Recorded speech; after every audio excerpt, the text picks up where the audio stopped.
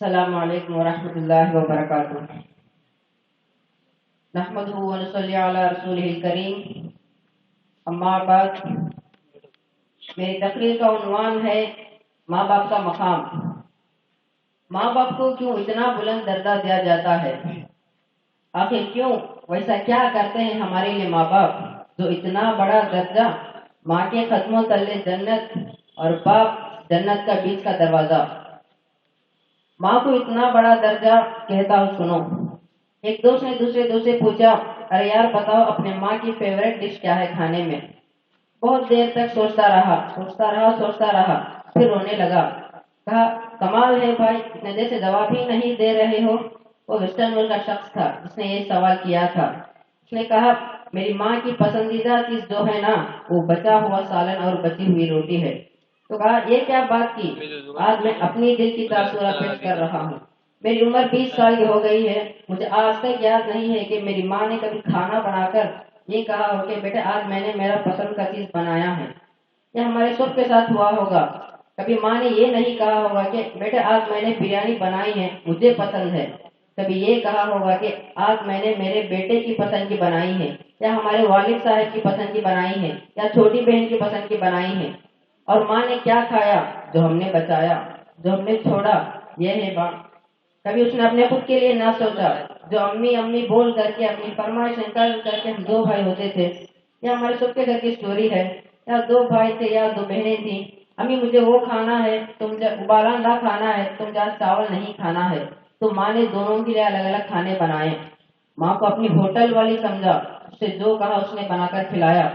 پھر ہم نے یہ سوچا کہ ماں نے اپنے لیے آج کیا پکایا، مگر ماں ہمارے بچے ہوئے کھا کر خوش ہوتی ہے، ہماری پلیٹیں صاف کرتی رہی۔ میرے بیٹے نے بچایا تو چلو میں کھا لیتی ہوں، بیٹا تم اور تھوڑا نکال لو، بچ گیا تو میں کھا لوں گی۔ ہم نے گرم کھانا کھایا، ہماری ماں نے ہمارے پاس دسترخوان کھا کر ٹھنڈا کھانا کھایا۔ کبھی اپنی فرمائشیں مجھے تو یاد نہیں پڑتا کہ ماں نے کہا ہو کہ آج میں نے میرا پسند کا کھانا بنایا۔ اور باپ بھی کچھ کم نہیں، باپ بھی بہت کچھ ہے۔ دن بھر محنت پڑھ کر رات کو گھر کو میوے لے کر آتا ہے۔ بچوں ان میووں کو کھاتے دیکھ کر، بچوں کے چہروں پر خوشی دیکھ کر اپنی تھکان پوری بھول جاتے ہیں۔ اور ماں تھوڑا سا میوہ لا کر باپ کو دیتے ہیں تو فوراً غصہ ہو جاتے ہیں اور کہتے ہیں کہ پہلے بچوں کو کھانے دو، بچ گیا تو کھا لیں گے۔ اور اتنا ہی نہیں، عید بارات ہو یا کچھ فنکشن ہو تو پہلے بچوں کے لیے کپڑے وغیرہ لیتے ہیں، ہماری ہر خواہش پورا کرتے ہیں۔ کبھی ہم نے اپنے ماں باپ سے یہ پوچھا کہ آپ نے اپنے لیے کیا لیا؟ ایک واقعہ سناتا ہوں۔ ایک دفعہ آپ صلی اللہ علیہ وسلم نے فرمایا کہ عمر تیرے زمانے میں ایک شخص آئے گا، اس کا نام ہوگا اویس، اس کا قبیلہ ہوگا مراد، اس کی شاخ ہوگی کرم، اس کا رنگ ہوگا کالا، قد ہوگا درمیانہ، اور ایک سفید نشان اس کے جسم پر ہوگا۔ جب وہ آئے تو تم اسے دعا کرانا، علی تو بھی کرانا، عمر تو بھی کرانا۔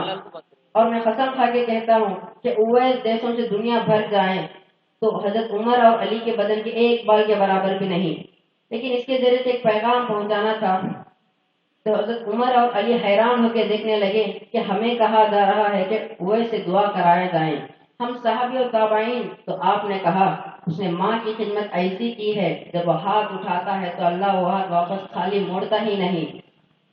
ایک پیغام پہنچانا تھا کہ ماں باپ کے آگے جھکو۔ جس دیش میں ہم رہتے ہیں یہاں کام کی رفتار بہت تیز ہے۔ ماں باپ اگر موجود ہیں تو کم ہی خوش نصیب والے ہیں جن کو کچھ اولاد کی خدمت ملتی ہے، ورنہ دیواروں کے ساتھ ہی زندگی گزر جاتی ہے۔ حضرت عمر رضی اللہ عنہ جب خلیفہ بنے تو ہر سال حج کرتے تھے۔ ایک سال اپنے سارے حاجیوں کو اکٹھا کھڑا کیا اور کہا بیٹھ جاؤ، سارے یمنی کھڑے رہو، تو سارے یمنی کھڑے رہے۔ تو پھر کہا سارے یمنی بیٹھ جاؤ، قبیلہ مراد والے کھڑے رہو۔ تو پھر کہا سارے مراد والے بیٹھ جاؤ، قرن والے کھڑے رہو۔ تو صرف ایک آدمی کھڑا۔ تو آپ نے پوچھا تم قرنی ہو؟ کہا جی ہاں۔ اویس کو جانتے ہو؟ میں اویس کو جانتا ہوں، وہ میرا سگا بھتیجا ہے، میرا بھائی کا بیٹا ہے، لیکن وہ تھوڑا پاگل سا ہے، آپ لوگ اسے کیوں پوچھ رہے ہو؟ حضرت عمر رضی اللہ عنہ رونے لگے اور کہا پاگل وہ نہیں، پاگل تو نظر آتا ہے۔ تو آپ نے پوچھا کدھر ہے؟ آیا ہوا ہے، حج میں ہے؟ کہا جی ہے۔ کدھر ہے؟ تو کہا اون سرانے نکلا عرفات کی طرف۔ تو حضرت عمر نے حضرت علی کو ساتھ لیا اور دوڑ لگائی اور پہنچے عرفات کی طرف۔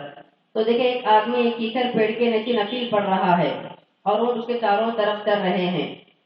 یہ دونوں حضرات بیٹھ گئے تو اویس نے محسوس کیا کچھ آ گئے ہیں، تو انہوں نے اپنی نماز کو مختصر سے کر لی اور سلام پھیرا تو حضرت عمر رضی اللہ عنہ نے پوچھے کون ہو بھائی؟ حاجی مزدور ہوں۔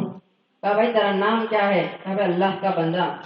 ہاں بھائی ہم سب اللہ کے ہی بندے ہیں، میں پوچھ رہا ہوں جو نام تیری ماں نے رکھا وہ کیا ہے؟ تو وہ اس کو پتا نہیں تھا کہ عمر کون ہے، علی کون ہے، وہ تو پہلی دفعہ حج میں آیا تھا۔ تو کہا تم کون ہو میری انٹرویو کرنے والے؟ انٹرویو تو میں اپنی طرف سے کہہ رہا ہوں کہ تم کون ہو میرے سے پوچھنے والے؟ تو حضرت علی نے کہا یہ امیر المؤمنین عمر بن خطاب اور میں علی بن ابی طالب۔ پھر وہ ایسے ایک دم سے گھبرا گیا اور میں معافی چاہتا ہوں کہ میں نے پہچانا نہیں۔ حضرت عمر رضی اللہ عنہ نے فرمایا ہاتھ اٹھا، ہاتھ اٹھا۔ بیلول والوں کو پیغام پہنچانا کہ ماں کی خدمت کیسے کی جاتی ہے، کہ عمر جیسے ہاتھ اٹھا رہا ہے، علی جیسے تو علی جیسے۔ تو اس نے کہا میں آپ کے لیے کیسے ہاتھ اٹھاؤں، میری اوقات ہے کہ آپ کے لیے دعا کروں۔ تو انہوں نے کہا ہاں ہمارے نبی صلی اللہ علیہ وسلم کا حکم تھا جب اویس آئے تو اس سے دعا کروانی ہے، جب وہ ہاتھ اٹھاتا ہے تو وہ ہاتھ خالی نہیں آتے۔ کس وجہ سے؟ تہجد، جہاد، تبلیغ، نمازیں، روزے، ذکر، تلاوت، تسبیح، حج، عمرے، کس وجہ سے؟ نہیں ان میں سے ایک وجہ بھی نہیں، ماں کی خدمت کی وجہ سے۔ آپ نے فرمایا کہ لوگ جب جنت میں چلیں گے تو اویس بھی چلے گا، جب جنت کے دروازے پر پہنچے گا تو اللہ تعالیٰ فرمائے گا اویس کو روک لو باقیوں کو جانے دو۔ تو اویس گھبرا جائیں گے یا اللہ مجھے کیوں روک لیا؟ تو اللہ تعالیٰ فرمائے گا ٹھہرو جانے دو ان کو۔ ہاں بھائی یہ سامنے جہنم کے لوگ کھڑے ہوئے ہیں، تو سفارش کر تیری صفائی سے لاکھوں انسانوں کو جنت میں ڈال دو۔ تجھے اس لیے روکا ہے کہ تو سفارش کر، جدھر سے تیری انگلی اٹھتی چلی جائے گی ان کے لیے جنت لکھتی چلی جائے گی، ان کے لیے جنت لکھتا چلا جائے گا جدھر سے تیری انگلی اٹھائے گا۔ محترم حاضرین، جن کے ماں باپ ہیں ان کی دعا لو، ماں باپ اگر بوڑھے ہو گئے تو اپنے تکلیف نہ دو، ان کی خدمت کرو، بہت کر لیا انہوں نے ہمارے لیے۔ اگر بیمار ہیں کہ رب کے ایک طرح سے میں سمجھتا ہوں، پتہ نہیں میرے بات درست ہے کہ نہیں، جن کے ماں باپ بیمار ہو جائیں نا یہ ایسی پوزیشن کے آ جائیں اب ان کی خدمت کی حاجت ہے کہ بیٹے کے لیے خوش وقتی کا وقت ہے کہ اللہ نے زندگی میں تمہیں وقت دیا ہے خدمت کرنے کا، ورنہ کئی ماں باپ اپنے بچوں کو خدمت کا موقع ہی نہیں دیتے، پہلے ہی چلے جاتے، خدمت کرتے کرتے چلے جاتے۔ اب موقع آیا ہے تو اسے بوجھ نہ سمجھو، اللہ کا شکر بھی اس حوالے سے ادا کرو یا اللہ انہوں نے جانے سے پہلے مجھے کچھ خدمت کرنے کا موقع دے دیا۔ میں جاتے جاتے ان کے دل میں کوئی ایسی بات چھوڑ جاؤں کہ دل سے میرے لیے کوئی دعا کریں اور دل میں یہ لے کر جائیں دنیا سے کہ ہمارے بچوں نے ہمیں تنہا نہ چھوڑا تھا۔ بد نصیب ہیں وہ بچے جو اپنے ماں باپ کو اولڈ ہاؤس پہ چھوڑ دیتے ہیں، بد نصیب ہیں وہ بچے جو اپنے ماں باپ کو سرون کے حوالے کر دیتے ہیں، بد نصیب ہیں وہ بچے جو اپنے ماں باپ کو تنہا چھوڑ دیتے ہیں۔ کتنے ماں باپ اپنے بچوں کی چاہت کے لیے ترس رہے ہیں۔ میرے بھائیوں بہنوں، کبھی یہ مت سمجھنا کہ ہم جوان ہی رہیں گے، آج ان کی باری ہے تو کل ہماری باری، ہم بھی بڑھاپے کو آئیں گے تب پتہ چلے گا کہ تنہائی کیا ہوتی ہے۔ یہ کاروبار، یہ دنیاوی چیزیں، پیسے، بیوی، بچے، یہ سب چلتا رہے گا، ماں باپ اگر چلے گئے تو واپس نہیں آئیں گے۔ میں عاجزانہ گزارش کرتا ہوں کہ آپ اپنے بچوں کو مدرسوں کو بھیجو، کیونکہ اسکولوں میں تو صرف دنیاوی علم ہی دیا جاتا ہے، دینی علم اور تہذیب صرف مدرسوں میں ہی دیے جاتے ہیں۔ آج کے اس ماحول میں علم حاصل کرنا بہت ضروری ہے۔ وآخر دعوانا الحمدللہ رب العالمین۔ السلام علیکم۔